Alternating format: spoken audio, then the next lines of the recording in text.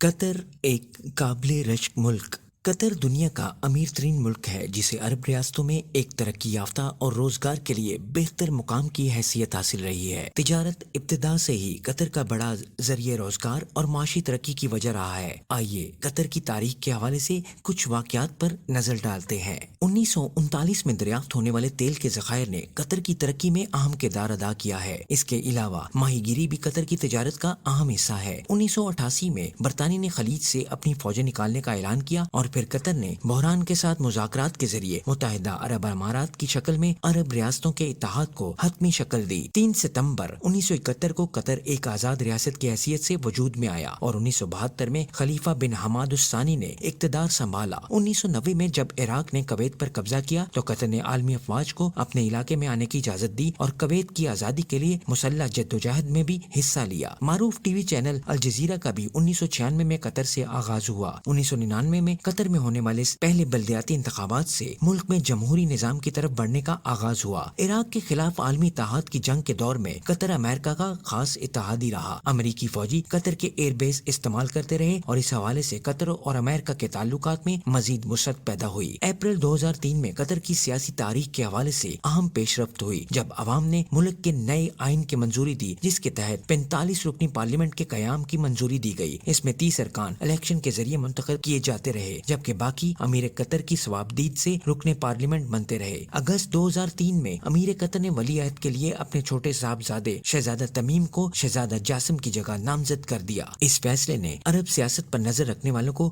حیرت زدہ کر دیا تھا۔ فروری 2004 میں چیچنیا کے سابق صدر زلیم خان یاندر بایوف دوحہ میں اپنی رہائش گاہ پر کیے گئے ایک دھماکہ میں ہلاک ہو گئے۔ اس کارروائی میں ملوث ہونے کے جرم میں قطر نے روس کے 2 باشندوں کو قصوروار ٹھہرایا اور بعد ازاں انہیں ملک بدر کر دیا۔ جون 2005 میں قطر کا پہلا آئین تحریری شکل میں سامنے آیا جس میں کچھ جمہوری اصلاحات کا بھی اعلان کیا گیا تھا۔ نومبر 2005 میں قطر اور امریکہ کے درمیان تقریباً $14 بلین کے ایک معاہدے پر دستخط کیے گئے جس کے تحت دونوں ملکوں نے مل کر دنیا کے سب سے بڑے LNG پلانٹ کو بنانا تھا۔ ستمبر 2007 میں قطر اور دبئی لندن سٹاک مارکیٹ کے بڑے شیئر ہولڈر بن گئے تھے۔ اس کی وجہ سے دونوں ملکوں کی ترقی میں روز افزوں اضافہ دیکھا گیا۔ جنوری 2012 میں افغان طالبان نے اعلان کیا کہ وہ قطر میں اپنا سیاسی دفتر کھولیں گے۔ اس کے بعد افغانستان میں امن کے حوالے سے مذاکرات کے کئی ادوار قطر میں ہوئے۔ جون 2013 میں شیخ تمیم بن حماد الثانی نے امیر قطر کا منصب سنبھالا۔ شیخ تمیم کی قیادت میں قطر کی ترقی کا سفر جاری رہا اور اسے بریک اس وقت لگا جب سعودی عرب سے قطر کا تنازع شروع ہوا۔ یہ بات قابل ذکر ہے کہ گلوبل پیس انڈیکس نے قطر کو دنیا کے 30 پرامن ترین ممالک میں شامل کیا ہے۔ تقریباً 2.5 کروڑ کی آبادی والے اس ملک میں خواتین کی تعداد مردوں کے مقابلے میں بہت کم ہے۔ چند سال قبل کے اعداد و شمار کے مطابق خواتین کی مجموعی تعداد 7 لاکھ ہے۔ معاشی ماہرین کے مطابق اچھے روزگار کی پیشکش اور کام کرنے کے بہترین مواقع وہ اسباب ہیں جن کی وجہ سے لوگوں کی بڑی تعداد نے قطر کا رخ کیا اور اسی وجہ سے ملک کی آبادی کا تناسب بھی بدل گیا۔ قطر میں یوں تو دولت کی کمی نہیں لیکن یہ بات بھی عام ہے کہ برطانیہ میں بھی قطری باشندوں نے بہت بڑے پیمانے پر سرمایہ کاری کی ہے، جائیدادیں خریدی ہیں اور کاروبار شروع کیے ہیں۔ یہ بات بھی یاد رہے کہ تیل کے ذخائر کے علاوہ ماہی گیری بھی قطر کی تجارت کا اہم حصہ ہے۔